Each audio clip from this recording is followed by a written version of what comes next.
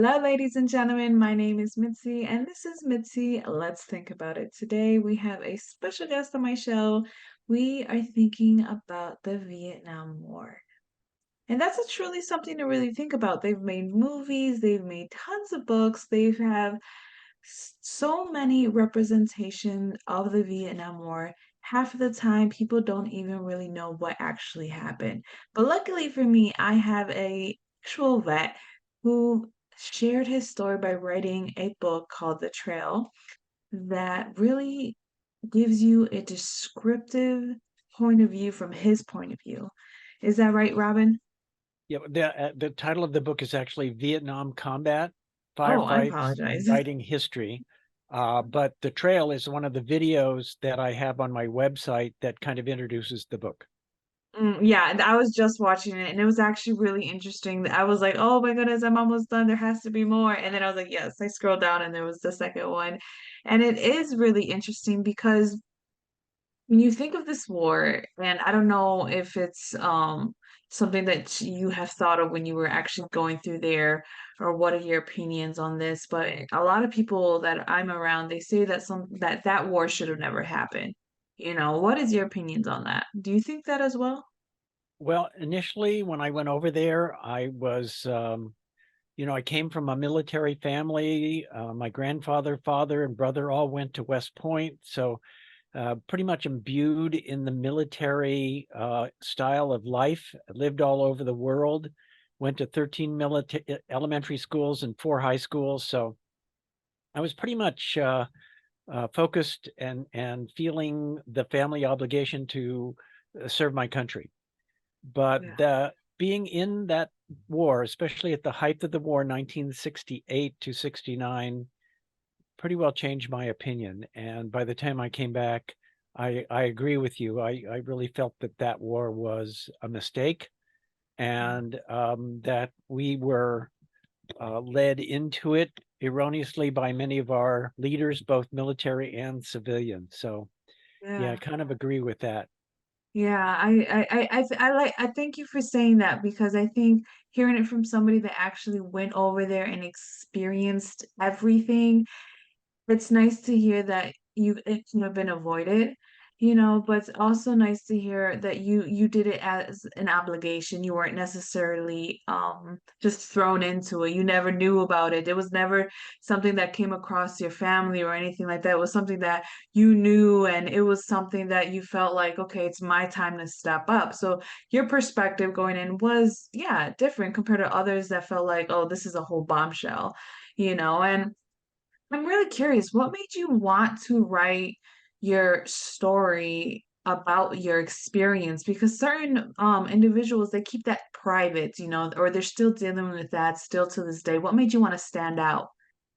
Well, just to tag on to the previous comment for a second, in my family, service to your country was a very serious thing, and we took it very seriously. And those words, being in the military and service to our country, were kind of hallmarks of our family and who we were. I was kind of expected to serve my obligation and as an officer. Oh But yeah. the reason I wrote this book is that for really two reasons. One was I talked to a lot of veterans, and I found that I had experienced a number of unusual events and things that happened to me that didn't happen to them. So I had some unusual stories to tell. And then, secondly, I felt that by writing my book, it would help me to kind of come to grips with that entire experience and some of the more horrific things that happened to me over there, and to talk about it, put it down on paper, and it didn't work out quite that way. Unfortunately, it didn't. It didn't. It was supposed to be a catharsis for me. That's how I had hoped it would be, but unfortunately, in writing those stories, some of them were horrific and some of them were kind of funny. It's not all combat. Um, a lot of those memories came back to me, and some of them haunted me. And Yeah. to this day, I can be back there if I'm not kind of in control. Yeah, no, I totally can see where you're coming from in that and what you just said because PTSD is a real thing and especially when you experience something so traumatic and when you're writing it down and you're putting it out on paper, you basically kind of have to relive it, because I'm a writer and I'm working on my novel and when I write, I have to kind of put myself in that position. So I could only imagine just writing and then all of a sudden just breaking down because what you felt was real, what you experienced was real, and no one can take that away from you. You're absolutely right. And I was raising a family at the time that I was writing this book, so I didn't have a lot of free time. But I had a job that took me on long airplane flights. So that's when I wrote most of the stories. And one of my favorite authors is Stephen King. And Yeah. aside from his more horrific stories, he wrote a wonderful book called On Writing, which is one of the best books to help any author. Um, it's really a wonderful book. And in this book, he talks about falling into his typewriter or the computer. And that's exactly what happened to me on some of these airplane flights. Um, I would become so engrossed in the story that I was reliving and writing at Yeah. the same time as fast as I could, Yeah. um, that I actually felt as if I was back in Vietnam. I could see the colors.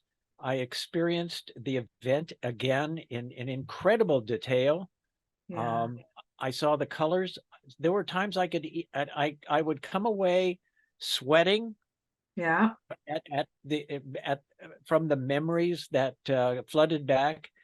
There were times I even smelled some of the smells. I know that sounds weird, but it's No, true.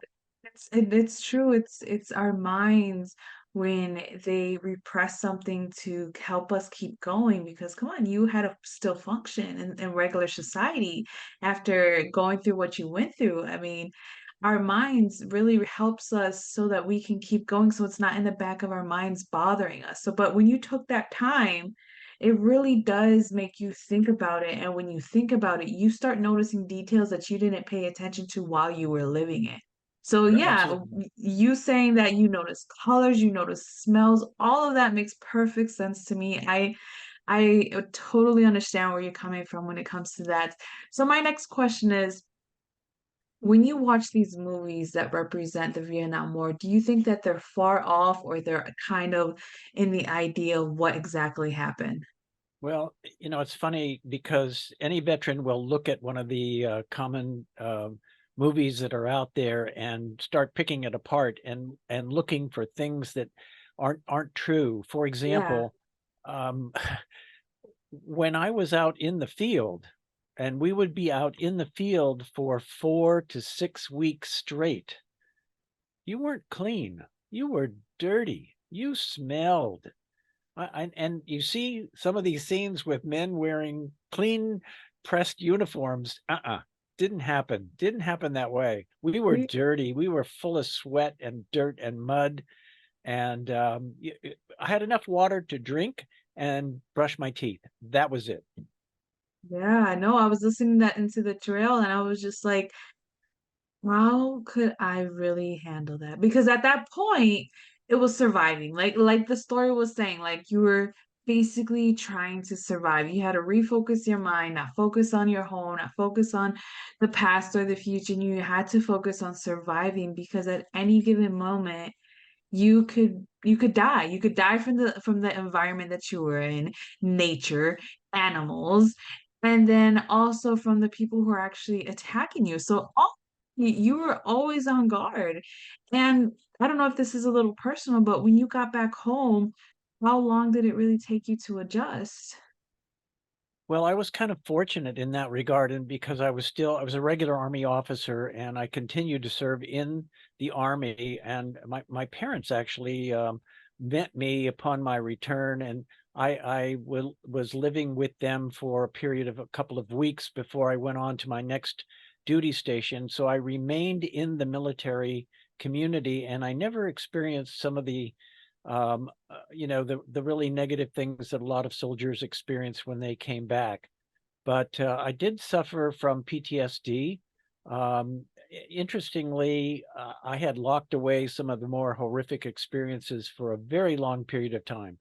And it wasn't until about 20 years after that I finally started to have some of the, I call it, I call it that I had a titanium steel trunk in the back of my mind. And that's where I locked away all of those more horrific experiences. And after 20 years, they started to leak out. And Yeah. I started to have some daydreams. I was fortunate to have a good friend who was a psychiatrist, and I met with her, and she gave me some very simple and practical exercises to practice, and they didn't go away, but it helped me to at least handle it. Yeah, to be honest, sometimes we need to remember that our past, we just need to manage it, because it's always going to be there. It's a part of us, but if we can't allow it to control us where it affects our future. And it's nice to see that you were able to have, the help, excuse me, of the psychiatrist who was able to just give you those It's a little lot the same pointers. sort of thing that a police officer or emergency room uh, type person or even firefighter. Those are the kinds of similar experiences.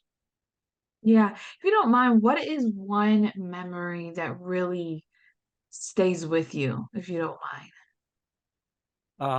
The memory that is that comes back to me most frequently is the very first soldier that I lost in Vietnam, and he was a kind of a gung-ho soldier, wanted to wanted to get his kill, wanted to win medals, and he was not careful, and he was killed.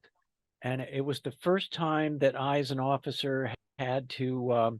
They brought him back. We didn't have body bags, but we had ponchos, and it was my responsibility as the officer in charge to go through his pockets, make sure that there was nothing there that shouldn't be there. I had to fill out a 3x5 card. We called it a death card, and we attached the card to his boot along with one dog tag. The other remained around his neck, wrapped him in a poncho, and then took him to uh, the helicopter, the medevac that took the wounded as well as the dead back to the rear. And I had to do that a number of times. My men would not do that. Maybe it was superstition, I don't know. But the first time was the hardest and most memorable. It happened several more times. But the first time, I call that chapter in my book my first worst day in Vietnam, and it really was. I can see how that can be very memorable and impactful because when I worked at in home in when I was a CNA and I experienced my first death after taking care of someone, that really impacted me. That because I didn't personally knew them, but I knew them enough that I cared, And when they died, it was very, very like memorable in my heart because that I can still remember it till this day, and it's been over 10 years.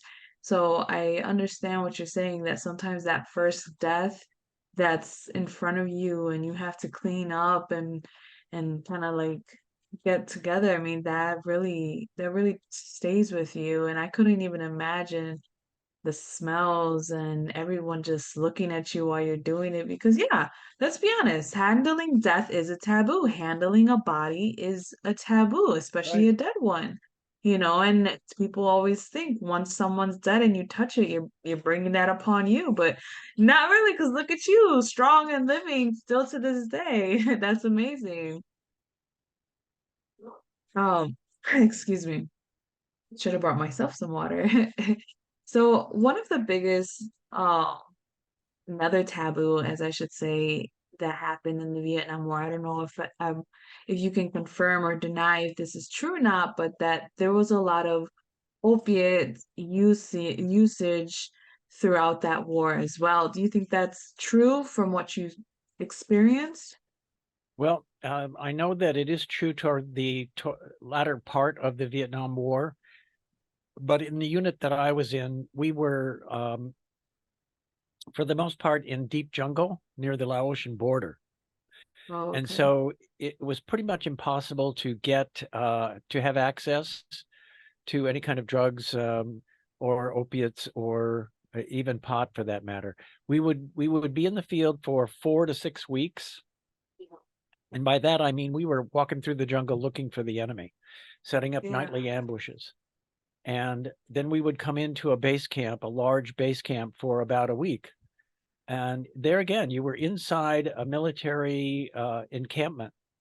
We would send out patrols on a daily basis and we would send out ambushes, but our contact where I was in Vietnam, which was in the I Corps area, that's up toward the northern part of South Vietnam, we were not in contact with any place you could get that sort of thing.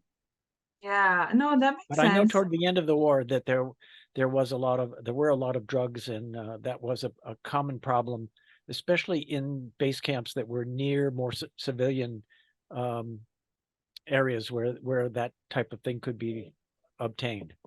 Yeah, no, that makes sense. The way that you're making it, the way that you're playing it out, it does make sense where you're coming from because at the end of the day, you have to kind of be also by those fields. And if you're deep in the jungle, you're not going to necessarily find those fields as well. So I see what you're saying. But this has been very interesting of a conversation. I'm not going to lie. I wasn't knowing what I was going to get into when I got into this, when we set this interview up, and I think these are the best interviews because you don't know what you're getting into. And I got some great responses from you. And you really make me think about the Vietnam War in a different perspective. And I guess to start wrapping up the show, what is some advice that you want to leave people off so that they can have a better perspective of the war and the vets so that they can have more respect for it, let's say at least? Well, anyway, this is a quick picture of my book. I don't know. There we go. Vietnam Combat Firefights and Writing History.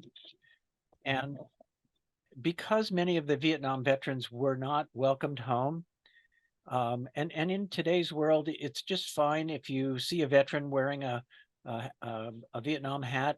And Vietnam veterans are starting to kind of walk in the boots of World War II and Korean veterans now. They're getting pretty old. So the veterans that you see around for the most part are going to be, the older ones anyway, are going to be Vietnam veterans. And it's perfectly fine to say thank you for your service. That's a wonderful thing to say. But many Vietnam veterans will treat that like have a nice day without a Um, great deal of meaning. So if you want to say something to acknowledge a Vietnam veteran, say the words, these are the code words, welcome home. If you say welcome home to a Vietnam veteran, you will bring tears to our eyes and lumps to our throats. They are very, very powerful words. Shows that you understand and that you empathize with our struggle and our war. Yes, thank you. I just hearing that last bit, I can hear it in your voice, but it's true. Welcome home, Robin, because you deserve a welcome home. All of the vets who may be listening and who wants to hear, what is this guy talking about? Well, welcome home. You guys deserve it because you know what? Not a lot of you guys made it home, let's be honest. So thank you for your service. But welcome home, y'all. Right. Alrighty, thank you all for your time and if you guys want If to, anybody is interested in my book, they can find me online at www.robinbartlettauthor.com. yes, and you can find a direct link from my website to his website. You can see his handsome photo on my website under special guest. Click right there, directly to his website, and you can find the videos that I was watching on the trail. You can find access to his book and everything, Robin, and you can even reach out to him if you're a vet and you just want to say, welcome home. All right, y'all. Always stay thinking. Bye. Take care.